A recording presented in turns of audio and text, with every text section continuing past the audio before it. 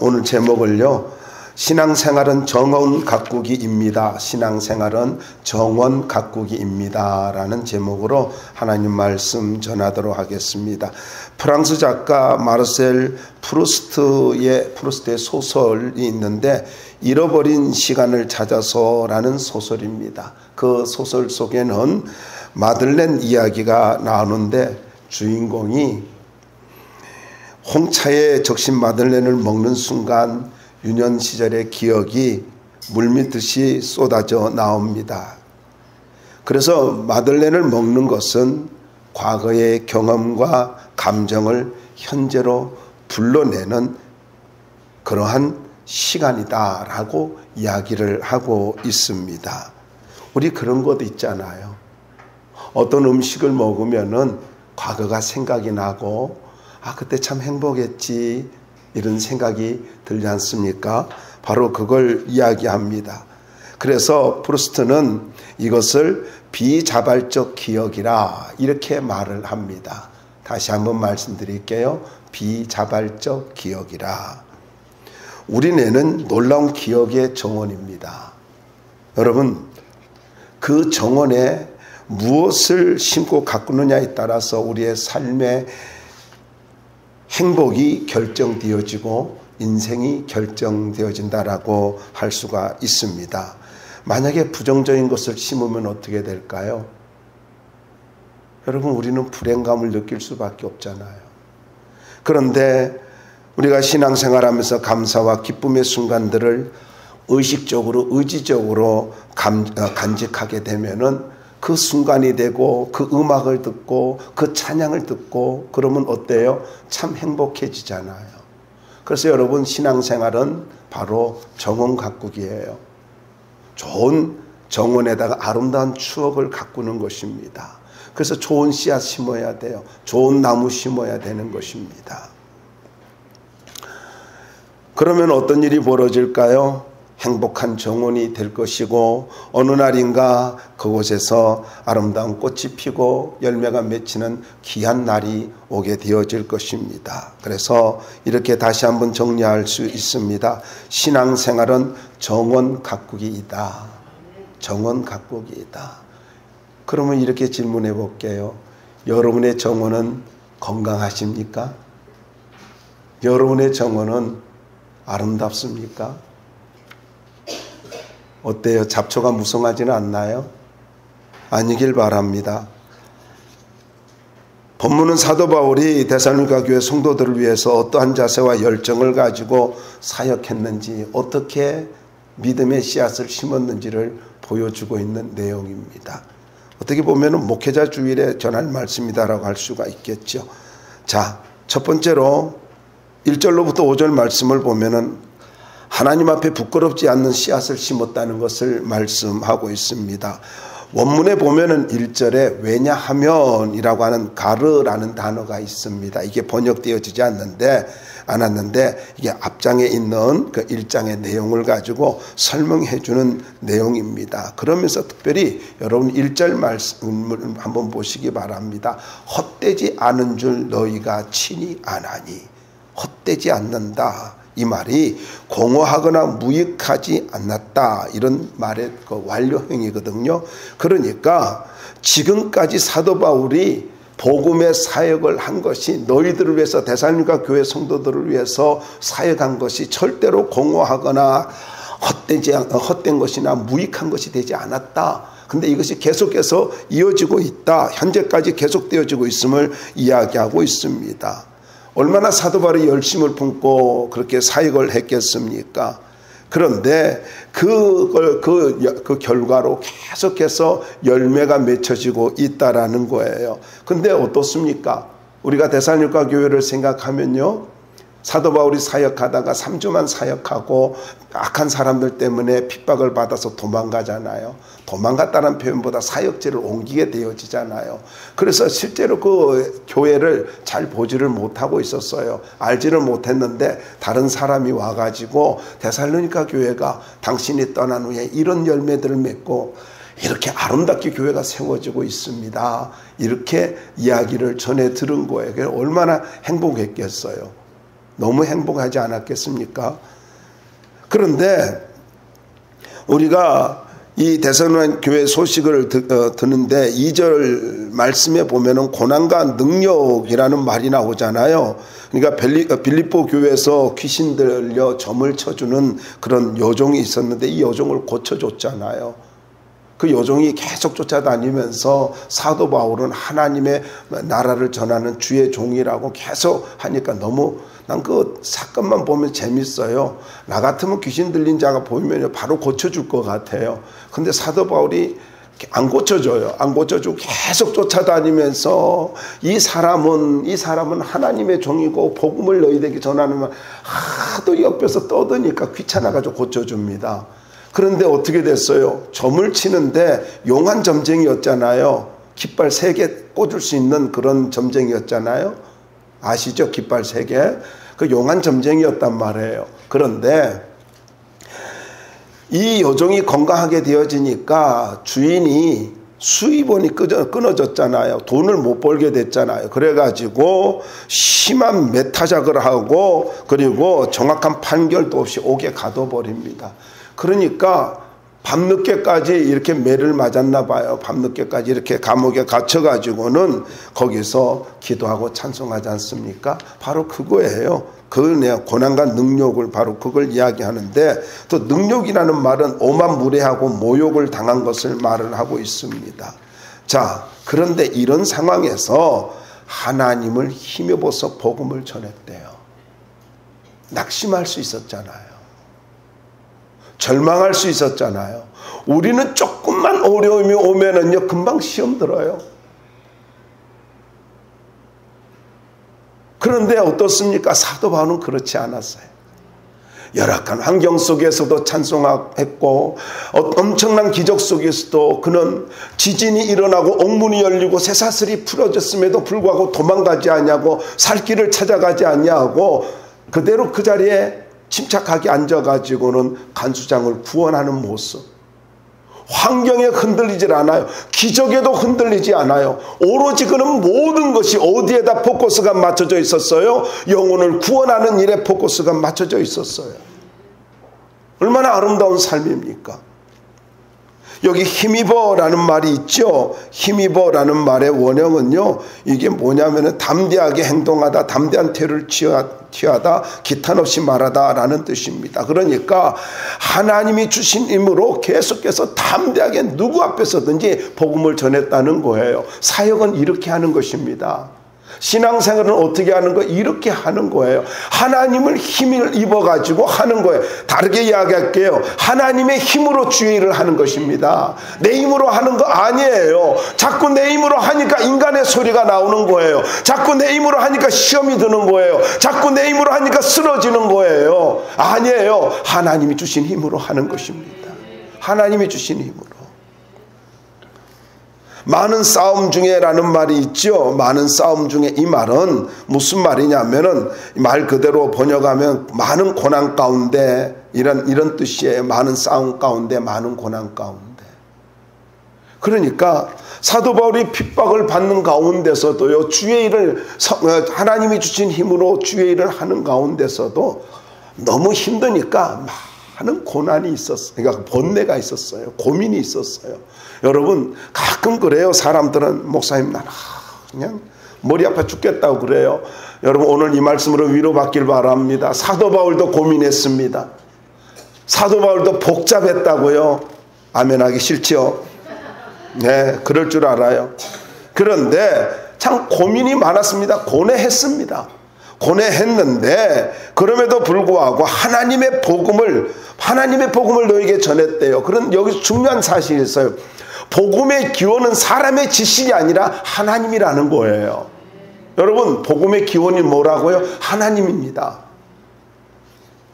종종 말이죠. 우리는 사람의 이론에 빠질 때가 있어요. 어떤 말을 가지고 그럴듯하게 이야기해요. 요즘 신천지가요 얼마나 그 유튜브를 통해서 막 그렇게 많이 이렇게 인터넷을 치잖아요. 그러면요 뜨는 게 이게 신천지들이에요. 말도 아닌 그런 대먹지도 않는 소리를 이건 신학적으로 정리되지 않는 소리를 가지고 해대고 있어요. 한 20개가 나오나요? 한 18개는요, 이 신천지예요. 그러니까 유튜브 쳐가지고 이게 뭔지 똑바로 알아야 돼요. 그걸 잘 모르면은 넘어간다고요. 또 그 말하면서 생글생글 웃어요. 아우, 그냥 얼굴 화장 지워버리고 싶어요. 그러니까 그 웃음에 넘어가 버리잖아요. 아니, 정확한 분별력을 가져야지 그 표정에 왜 넘어가냐고. 물론 표정도 좋아야 돼요. 표정도 좋아야 돼. 근데 분명한 분별력을 가져야 돼요. 여러분 잊지 마세요. 하나님께 기원이 된 복음이어야만이 사람에게 생명을 줄 수 있고 영혼을 살릴 수가 있는 거예요. 복음의 기원이 어디야 돼요? 사람의 이론이 아니라 하나님이어야 됩니다. 하나님이어야 돼요. 그러면서 사도 바울이 열정적으로 복음을 전하면서 이렇게 이야기를 합니다. 거기에 보면은요, 이 떠돌이 설교자나 순회 철학자들은 돈과 자신의 탐욕을 채우려는 목적으로 활동했지만은 사도 바울은 사랑과 열정으로 오직 순수하게 희생을 했다라는 것입니다. 그러면서 복음 전했어요. 자, 권면이란 말이 나오죠. 돕기위해서 불러 세운다라는 뜻이고, 간사라는 말은 실수, 오류, 잘못이라는 뜻이거든요. 그러니까 사도 바울의 복음은 절대로 실수하거나 어떤 오류가 없는 확실한 진리다라는 걸 가지고 이야기하고 있습니다. 그러면서 부정이라는 말이 나오잖아요. 근데 이 사람들 보면 당시의 사람들은요, 이게 이런 어떤 삶의 이교 사상에서 나온 거거든요. 이게 뭐냐면은 정결하지 않는 거, 도덕적인 부패, 불결한 마음 이란 뜻인데, 이교 사상에 보면은요, 뭡니까? 우상에게 제사를 하고 그러면서 성적 부정을 저지르지 않습니까? 아주 도덕적으로 이렇게 타락한 어떤 모습을 보이잖아요. 이 부도덕한 이런 모습을 보였는데 사도 바울을 글로 매도해버린 거예요. 바울이 부정한 자다. 그런데 사도 바울은요, 한 번도 그런 걸 가지고 생각도 하지 아니하고 그런 것 자체를 가지고 배격하고 오로지 순수하게 하나님 말씀만 전했단 말이에요. 여기 속임수라는 말이 나오죠. 속임수는 미끼로 고기를 잡는다라는 뜻인데, 여러분 낚시 잘 알잖아요. 저는요, 낚시를 가지고 어릴 때 바닷가에 자라서 낚시를 해봐서 알아요. 무슨 말이냐면은, 낚시를 하다 보면은요, 물고기 이 기억력이요, 너무 없어요. 제가 양해로고학교 놀래미를 가지고 잡는데, 바닷가에서요, 그 돌틈 사이에 있어요, 그 놀래미가. 그 낚싯대로 이렇게, 어릴 때 제가 뭐 초등학생 때니까 어릴 때잖아요. 이렇게 하다가 한 번은요, 미끼를 물었는데 놓쳤어요. 그런데 다시 그 구멍에다 또 넣어가지고 했는데 그놈이 또 물더라고요. 그래서 걔는 그날 아침에 찌개가 되었습니다. 우리 어머니 갖다 주니까. 이게 안 도는 거예요. 근데 사람들은 그래요. 아주 그 미사여고 수려한 말을 통해서 그것이 이렇게 사람들을 기만하고 속이는데도 불구하고 거기에 넘어가요. 왜 그래요? 믿음이 성숙하지 못하니까, 영적인 분별력이 없으니까. 여러분, 내가 상처받았다고 하는 것을 잘 기억하세요. 분별력이 없다는 말과 같아요. 미숙하다는 말과 같은 거예요. 그런데 당시에 소피스트라든가 마술사들이, 그러니까 철학자들이라든가 마술사들이 자신의 지식과 사랑을 가지고, 지식을 가지고 또 사람을 속이는 마술로 자기들이 어떤 그 탐욕을 채웠습니다. 그러니까 사도 바울도 그렇게 취급을 했다라는 거예요. 그런데 사도 바울은 뭐라 그래요? 오직 자기는 하나님의 복음만 전했대요. 사람 속이질 않고. 여러분, 우리는 자꾸 화려함과 기교에 속습니다. 진짜 멋있는 사람은요, 진짜 훌륭한 사람은요, 진가를 알아보는 사람이에요. 그런데 종종 보면은요, 우리는 뭐 어떤 그런 시스템이라든가 프로그램이라든가 뭐 어떤 여러 가지들을 가지고 보면서 넘어갑니다. 그런데 아닙니다. 여러분 잊지 마세요. 사람을 변화시키는 것은요, 외형적인 것이 아니라 하나님의 능력입니다. 그 능력이 뭐예요? 복음이에요. 그 능력이 뭐예요? 말씀이에요. 말씀은요, 옛날 복음, 옛 복음이 좋은 것입니다. 옛 복음이 좋은 거예요. 순수한 복음.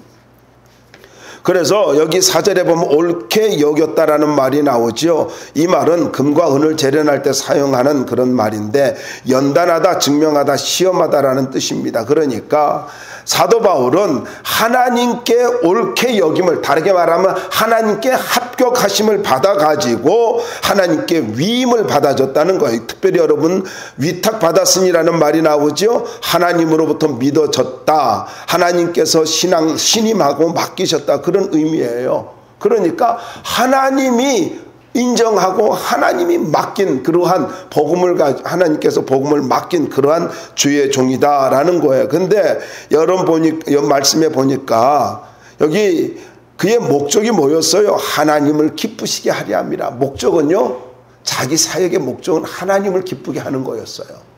이게 아주 중요한 것입니다. 여기 기쁘시게라는 말은요, 이게 당시 문화를 좀 이해할 필요가 있는데 남의 유익을 위해 봉사한다, 그런 뜻이거든요. 근데 헬라 세계에서는요, 공공복지를 위해서 공을 세운 사람이 죽을 때 그 묘비에다가 기쁘시게 아레스 콘테스라고 하는 헬라를 씁니다. 아레스 콘테스. 이 사람은 정말로 많은 그 사회나 사람들에게 그렇게 유익을 준 사람이다. 아레스 콘테스라고 이렇게 쓰는 거예요. 그러니까 사도 바울은 오로지 자기의 인기라든가 명예에 영합하지 아니하고 오로지 하나님께만 기쁘시게 하기 위해서 그의 삶을 드린 거예요. 그렇게 사역한 거예요. 우리가 주의 일을 어떻게 해야 되는 줄 아세요? 우리가 주의 일의 목적은요, 사역의 목적은, 사명의 목적은요, 오로지 하나님 기쁘시게 해드리는 거예요. 안 알아줘도 괜찮아요. 오로지 하나님만 알아주면 되잖아요. 또 어떤 사람은 그래요. 뭐 하나님께 칭찬받으면 돼. 아니요, 때로는 격려도 필요합니다. 때로는 격려 필요해요. 아니, 제가 보니까 그래요. 수고 많았어요. 그러면 그렇게 한번 할 때 있어요. 그러니까 어느 목사가 그렇게 했어요. 가까운 목사가 하는 소리인데, 아우 수고했어요 그랬더니만, 칭찬하지 말라고, 하나님께 상급이 없어진다고. 잘났다. 뭘 그걸 그렇게 그냥 화들짝 놀라고 호들갑을 떨 일이에요. 격려잖아요. 격려와 이게 말이죠, 너만 높여주는 그런, 너가 모든 걸 다해서 이게 아니라 하나님만 기쁘게 해야 되는데, 때로는요 수고했을 때 그럼 격려해 주는 거잖아요. 격려는 필요한 거예요. 성경 보세요. 격려가 필요하지요. 성령도 위로자가 그래라고 말씀하고 있잖아요. 그리고 위로자를 또 우리에게 붙여주기도 하고. 그래서 여러분 만약에 말이죠, 성가대가 잘했어요. 그래서 찬양 막 해가지고, 내가 재밌어요. 여러분 찬양 듣는 모습을 저는 가끔 보거든요. 처음에는 시큰둥해요. 근데 중간에 뭐 조금 괜찮다 뭐 이러다가 마지막에 끝을 올리면 막 박수 쳐요. 내가 옛날 섬기던 목사님하고 똑같아요. 그 목사님은요, 끝을 올리면은 성가대 잘한 거예요. 근데 진짜 여러분 잘할 때가 언제인 줄 아세요? 피아노시모가, 마지막이 피아노시모가 될 때예요. 아주 조용하게 끝날 때. 그때 멋있지 않아요? 그때 전율을 느끼고 감동되지 않아요? 아니면 말고요. 자, 사도 바울은요, 오로지 목적이 하나였어요. 하나님을 기쁘시게 하는 거.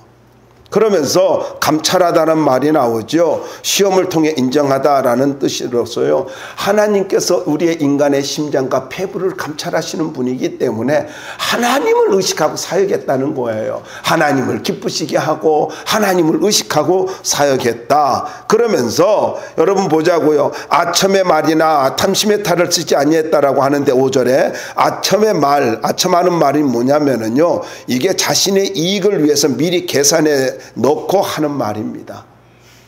그러니까 자꾸 어떻게 자기 이익을 위해서 하는 말들이 있잖아요. 탐심의 탈, 이것은요, 뭐 탈이라는 말이 겉으로 그럴싸하게 꾸미는 거, 마음에도 없으면서 그런 채 하는 거, 위장, 가장 뭐 이런 여러 가지 뜻이 있는데 진실을 가르기 위한 가면을 말합니다. 탈은 가면이에요. 그러니까 여러분, 겉으로 이렇게 자꾸 허울종 구실로 내세우면서 속으로 자신의 목적을 채우는 위선적인 행동들 하잖아요. 종종 그러잖아요. 얼굴 표정 하나 바뀌지 않냐고요. 안 그런 척 하잖아요. 인사도 잘하잖아요. 여러분, 그렇다고 인상 쓰고 다니라는 말이 아니에요. 덕을 세워야 되는 건 맞아요. 그런데 위선적으로 살지 말아요. 위선적으로 살지 말아요. 경건의 모양으로 살지 마시고 경건의 능력으로 살 수 있기를 바랍니다. 다시 말씀드릴게요. 경건의 모양으로 살지 말아요. 믿음 있는 척하고 살지 말고 참된 믿음을 갖고 살 수 있길 바랍니다. 그거 하나님이 기뻐하는 거예요. 말은 그럴싸하게 하는데 능력이 없어요. 하나님의 나라는 말에 있는 것이 아니라 능력이 있습니다. 이걸 잊지 말아야 돼요. 특별히요, 여러분, 아첨하는 말이라든가 탐심의 탈이라든가 이것은요, 참된 사역자를 구별하는 표준입니다. 그래서 우리는 언제나 하나님, 우리의 목적은요, 그래요. 주의 일 하는 거. 목회자는 목회자로서, 성도는 성도로서 사명 가지고 일을 할 때 오로지 하나님을 기쁘시게 하는 것. 하나님을 의식하고 하나님을 기쁘시게 하는 것. 내가 이 일을 할 때, 내가 이 말을 할 때, 내가 이런 섬김을 해서 내가 이런 부분에 섬길 때 하나님이 기뻐하시겠느냐? 단적으로 내가 어떤 말을 할 때 하나님이 기뻐하시겠느냐라는 거예요. 여러분의 모든 말에 성령의 기름 부음이 있길 바랍니다. 그리고 하나님이 기뻐하는 말만 할 수 있기를 바랍니다. 어떤 사람 또 이렇게 말하면, 목사님 차라리 죽으라고 하세요. 그렇게 하는데, 나는 죽고 예수로 살 수 있길 바랍니다. 두 번째입니다. 6절로부터 9절 말씀에 보면은 사랑과 희생으로 돌봤습니다. 6절에서 사도 바울은요, 사람에게 영광을 구하지 않았다라고 밝히잖아요. 구하다라는 말은 추구하다, 찾다의 현재 분사입니다. 그러니까 하나님 앞에서 자기의 영광을 구하지 않는 것이 지금까지도 계속, 자기는 지금까지 계속해서 사람의 영광 구하지 않냐고 살았다는 거예요. 여러분, 우리는 이 말씀 앞에서 우리 자신을 돌아봐야 됩니다. 자꾸 인정받지 못한 것 때문에 시험 들어요. 육신적인 사람이에요. 육신적인 겁니다. 목사가 자꾸 인정받으려고 해요. 설교해놓고 나서 인정받으려고 해요. 아니에요. 그건 잘못된 거예요. 목사도 그렇고 성도도 그렇고요. 장로도 그렇고, 그리고 안수집사도 권사도 모두 다 집사도, 모든 사람들은 하나님 앞에서 하나님만 높여드려야 돼요. 나는 없고 예수님만 높여드려야 됩니다. 예수님만 드러나야 돼요. 그래서 어떤 교회가 좋은 교회냐? 주님이 드러나는 교회입니다. 어떤 사람이 훌륭한 성도인 줄 아세요? 주님이 드러나는 거예요. 왜 자꾸 예배 시간에 자기가 드러나야 돼요? 왜 섬김인데 자기가 드러나야 돼요? 아니에요. 헛된 영광을 구하지 말기 바랍니다. 하나님만 높여드릴 수 있기를 바랍니다. 크리소스톰이라고 하는 유명한 분이 있습니다. 네이버 치면 나옵니다. 진정한 설교자는 자기 영광을 위하여 말하지 않는다라고 했어요. 맞는 말이에요. 여러분, 우리는 하나님께로부터 보냄을 받은 그러한 사도와 같은 사람들입니다. 우린 사도란 말이, 아포스톨로스가 뭐예요? 보냄을 받은 자잖아요. 우리는 세상으로 보냄을 받은 자예요. 사도 바울만 사도가 아니라는 거예요. 사도직은 없어졌지만은요, 사도성은 아직도 우리에게 여전히 있다는 걸 잊지 말아야 돼요. 여러분이 주일날 예배 드렸나요? 세상으로 보냄을 받은 자들입니다. 우리 모두는 세상으로 보냄을 받은 아포스톨로스예요. 사도들이라고. 이거 잊으면 안 돼요. 당시의 사도의 기준은요, 세례 요한 때부터 주님과 같이 한 자들이고, 두 번째로는 주님께서 친히 임명하신 자들이고, 세 번째 주님의 부활을 목격한 자들이라고 이렇게 사도의 기준을 정하고 있습니다. 그런데 다른 곳에 보면 바나바도 사도라 그러고 주의 형제 야고보도 사도라고 성경은 이야기하고 있습니다. 그런데 이렇게 사도로서 자기가 사명을 할 때 어떤 자세를 가졌느냐? 유순한 자가 되었대요. 유순한 자. 참 기가 막힌 말씀 아닙니까? 유순한 자라고 하는 말은요, 온유하고 온화한 자라는 뜻입니다. 그런데 이것이 세 가지 측면에서 사용되어지고 있습니다. 종에 대한 주인의 태도라든가, 신하에 대한 왕의 태도, 자녀에 대한 아버지의 태도와 같이 윗사람이 아랫사람에게 대하는 태도를 말합니다. 이게 온유한 거예요. 저도 말씀을 준비하면서 나 자신을 한번 돌이켜보게 되었습니다. 이렇게 내가 유순한 자가 되었는가? 그렇지 못한 부분이 참 많더라고요. 그래서 회개하는 마음을 갖게 되는데, 여러분, 사도 바울은 이제 어떤 모습이냐면요, 지금까지 어머니의 모습을, 양육하는 어머니의 모습을 이야기하다가 이제는 어떤 모습이냐면은 아버지의 모습으로서 잘못된 그러한 아이를 다루는 그런 아버지의 모습으로서 바꾸어지고 있는 것을 보여주고 있는데, 자 보자고요. 어머니의 모습을 한번 먼저 좀 생각하면 기르다라는 말이 있죠. 따뜻하게 하다, 애정 깊은 돌봄으로 양육하다, 이런 뜻입니다. 자, 이렇게 희생하면서 하다 보니까 8절로 넘어가 봐요. 우리 8절 한번 읽어봅시다. 시작. 우리가 이같이 너희를 사모하여 하나님의 복음뿐 아니라 우리의 목숨까지도 너희에게 주기를 기뻐하면 너희가 우리의 사랑하는 자 됨이라. 자, 여러분, 너희를 사모하여, 이 말은요, 강한 열망이라든가 어떻게 보면 간절한 마음의 이렇게 그런 동경 이렇게 표현하는 게 낫겠네요. 그래 아주 굉장히 보고 싶었다라는 거죠. 그러니까 이 말이 현재 분사형인데, 성도들을 향해서 너무나 보고 싶었던 사도 바울의 그 마음의 사랑의 깊이를 가지고 이렇게 보여주고 있는데, 계속해서 보고 싶은 거예요. 여러분, 저는 이 말씀이 은혜가 되는 게 뭐냐면, 성도와 목사의 관계가 어떠해야 되느냐, 보고 싶은 관계가 돼야 돼요. 보고 싶은 관계. 딱 두 사람이 고개 끄덕하고 아멘 했어요. 그분들에게는 한없는 은혜가 임할지어다. 고개 끄덕이지 않는 사람은 은혜가 임해도 나중에 임할지어다. 여러분 생각해 보세요. 목사와 성도의 관계가 어떻게 해야 돼요? 보고 싶은 관계가 돼야 되지 않습니까? 근데요, 참 놀라운 건 이겁니다. 제가 새벽에 기도를 하다 보니까요, 예배 나오는 사람이 그렇게 기억이 되어지는 거예요. 물론 어떤 직분 때문에 우선순위로 기도하기도 해요. 그런데 성도들을 가지고 기도하는 만큼 보고 싶어지더라고요. 기도하는 만큼 보고 싶어져요. 어린아이들까지 다 기도를 할 때에 그 애기들까지도 제가 보고 싶어지는 거예요. 여러분, 보고 싶은 거요? 기도하다 보면요, 사랑의 마음이 생겨요. 기도한 만큼 보고 싶어집니다. 제가 그걸 생각하게 되었어요. 너희를 사모하여 라는 말이 있잖아요. 8절에 너희를 사모하여. 그리고 또 보자고요. 그 다음에 뭐라고 나옵니까? 기뻐함이라는 말이 나오죠. 만족하다, 즐거워하다 라는 말이 있잖아요. 그런 뜻이거든요. 너희에게 주기를 기뻐하면, 저는 우리의 목숨까지도 너희에게 주기를 기뻐하면, 이 말이 너무나 이렇게 가슴에 새겨지더라고요. 사도 바울은요, 성도들을 위해서 너무나 사랑해서 자기 목숨까지 주기를 원했대요. 주는 목숨을 버리는 걸 기뻐했대요. 참 쉽지 않는 이야기더라고요. 쉽지 않는 거예요. 그러면서 이유가 뭐랍니까? 사랑이라고 이야기하는데 9절을 한번 보자고요. 9절을 한번 읽어보시면은 거기에 어떤 말이 나와요? 기억하리니 라는 말이 나오죠. 9절 한번 볼까요? 거기에 형제들아, 우리의 수고와 애쓴 것을 너희가 기억하리니. 사도 바울이 말을 합니다. 너희가 나를 기억할 것이다. 저들에게 뭐가 있었습니까? 아름다운 신앙생활의 기억에 정원이 있는 거예요. 기억에 정원이 있는 거예요. 어떤 거예요? 아름다운 정원이에요. 아름다운 기억이에요.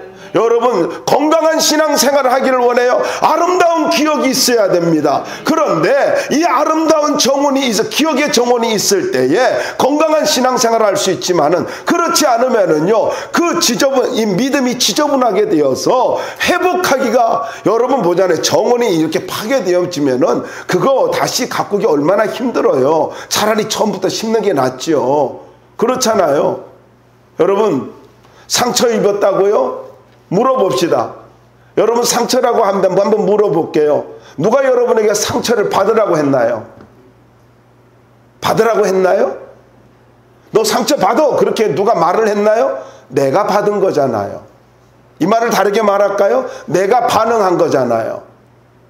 만약에 그것을 가지고, 그 상황을 가지고 내가 믿음으로 반응했다면은 거기에 하나님의 경륜이 이루어졌을 거 아닙니까? 근데 그 경륜을 가지고 내가 어떻게 한 거예요? 내가 모르니까 하나님의 경륜을 포기한 거잖아요. 그러니 어떤 일이 벌어진 거예요? 인생이 낭비가 되어지고 돌아가는 인생이 되었잖아요. 여러분 잘 기억하세요. 올해의 주제처럼요, 표처럼요, 여러분 믿음으로 반응할 수 있길 바랍니다. 왜 믿음으로 반응해야 되는 줄 아세요? 하나님의 경륜이 있기 때문입니다. 하나님의 경륜이 있기 때문에. 저는 여러분들에게 강력하게 말씀을 드립니다. 상처받지 말고 믿음으로 반응할 수 있기 바랍니다. 선택은 나의 몫입니다. 선택은 나의 몫이에요. 이 기억하리니라는 말은 회상하다라는 건데, 여러분 추억할 수 있는 것이 있길 바랍니다. 아름다운 추억을 할 수 있는 그러한 스토리가 있기를 바라요. 수고라는 말이 나오죠. 이게 수고라는 말은 코퍼스는 매질, 피로, 고된 일 이런 뜻이고, 이게 쉽게 말하면 녹초가 된 것을 말합니다. 수고는 녹초가 된 것. 그리고 애쓴 것은요, 힘들고 어려운 일, 노역, 노고를 그렇게 합니다. 그러니까 사도 바울은 잃어버린 영혼들을 위해서 복음을 전하기 위해서 정말로 녹초가 되도록 일을 했다, 사역했다라는 것입니다. 더 나아가서 폐를 끼치다라는 말인데, 폐를 끼치지 않게 해서 밤낮으로 일했다고 그러잖아요. 이 폐를 끼치다라는 말은 어떤 것 위에 짐을 지어 무겁게 한다라는 그런 거예요. 그러니까 여러분 누구에게 자꾸 짐을 지어주는 것, 그것은요 폐를 끼치는 것과 같은데, 사도 바울은 이 폐를 끼치지 않으려고 했단 말이죠. 근데 이걸 가지고 폐를 끼치지 않으려고 하는 이유가 세 가지가 있어요. 첫 번째는 경제적 부담을 주지 않기 위해서입니다. 두 번째로는 대적자들로부터 쓸데없이 비방을 받지 않기 위해서. 그러니까 우리가 신앙생활 할 때요, 자꾸 사람들에게 약점 보이면 안 돼요. 완벽주의자 되라는 말이 아닙니다. 약점 보이면 안 됩니다. 세 번째로는요, 당시에 팔레스타인 교사들은요 보수를 받지 않았기 때문에 자기가 이렇게 사람들에게 짐을 지어주지 않았다라는 것입니다. 그래서 어떻게 했어요? 스스로 자급자족을 하면서 일을 했는데, 사역자가 교회에서 생활비를 받는 것은 당연한 것이다라고 사도 바울이 말하면서도 그것을 받지를 않았어요. 고린도 교회에서는 그 권리를 요구하지 않았고, 때로는 교회 성도들로부터 선물을 받기도 했고, 데살로니가 교회가 있을 때는 빌립보 성도들에게 도움을 받기도 했어요. 그런데 목적이 있었어요. 복음을 전하는데 필요하다면 받았습니다. 하나님 나라를 위해서는 도움을 받았어요. 제가 양해를 구할게요. 신학교 동기가 있는데요, 왜 나한테 그래요? 차비가 없대요. 차비가 없다 해가지고 나한테 있어 해서 줬어요. 그랬더니 그러지 말래요. 자기는 사랑의 빛 외에는 지지 않는데요.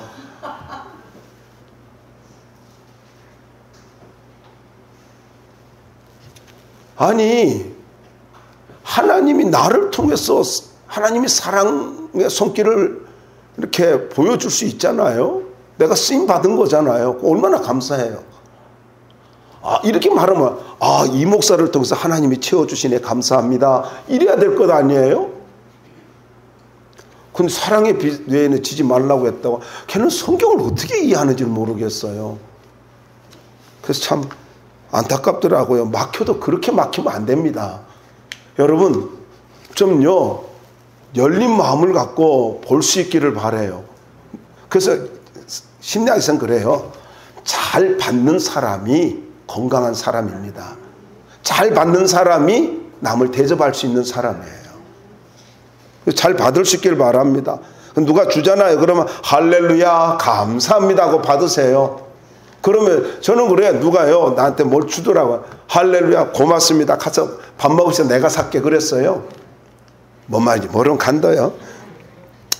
자, 어쨌든 세 번째입니다. 10절과 12절 말씀을 통해서 건강하게 만들려는 목적을 가졌습니다. 사도 바울은요 10절 보세요. 거룩하고 옳고 흠없는 이런 말이 있잖아요. 이게 거룩하고 라는 말 알잖아요. 거룩이 뭐예요? 구별이고 성별이잖아요. 구별의 그 성별.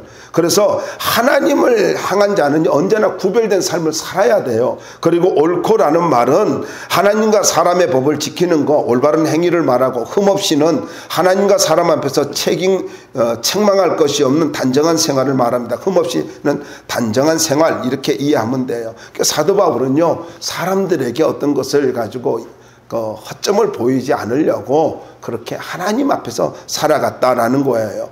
자, 그러면서 11절 이제 보면은 지금까지 기르고 막 그렇게 하다가 이제 11절 한번 읽어봐요. 11절.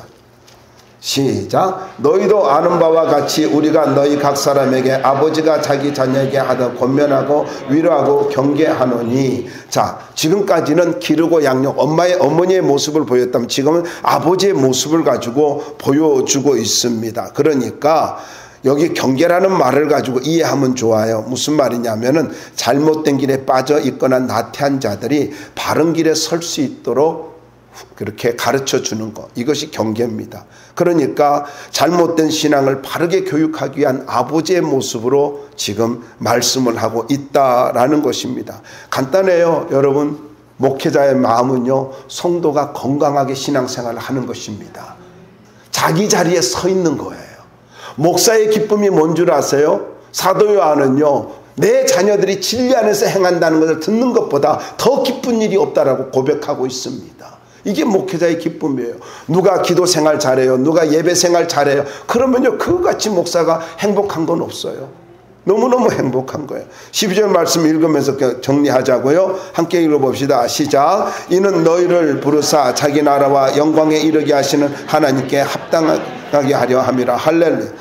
여러분, 하나님의 나라와 영광을 위해서 합당한 자가 되도록 하도록 자기가 사역을 했대요. 그러면 여러분, 이 합당한 자라는 말은요, 무슨 말이냐면은, 합당하게 행하여, 이 말은요, 단어가 둘 다 나눠져요. 합당히는 어떠한 사실에 부합하게 라는 뜻이고, 행하게 라는 말은요, 돌아다닌다, 주변을 거닐다, 그런 뜻인데, 삶의 방식을 이야기하고요, NIV는 이거는 생활하다, 이렇게 간단하게 번역을 했더라고요.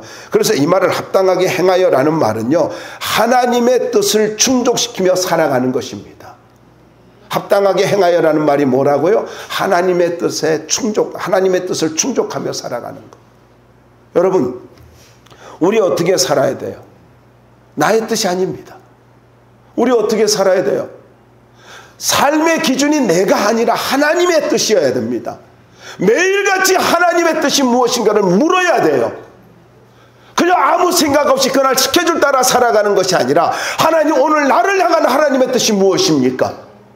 당신의 뜻에 충족된, 아니 당신의 뜻을 충족시키는 그런 믿음의 삶을 살기를 원합니다. 이런 고백 속에 살아야 되지 않을까요?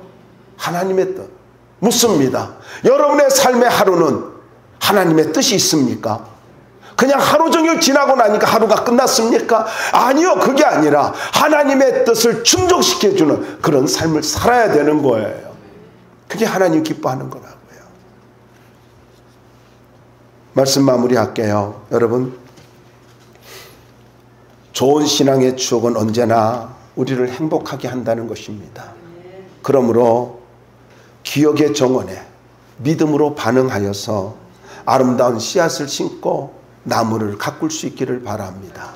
그러면 여러분들이 어디에 있든지 간에 언제 어느 순간에 세월이 지난다 할지라도 그 순간을 추억할 때, 아, 그때 말씀 잘 배웠지, 그때 그렇게 배웠기 때문에 내가 행복하지, 그때 그렇게 배웠기 때문에 오늘 내 모습이지, 내가 그때 그렇게 반응했기 때문에 하나님이 나를 이렇게 축복했지.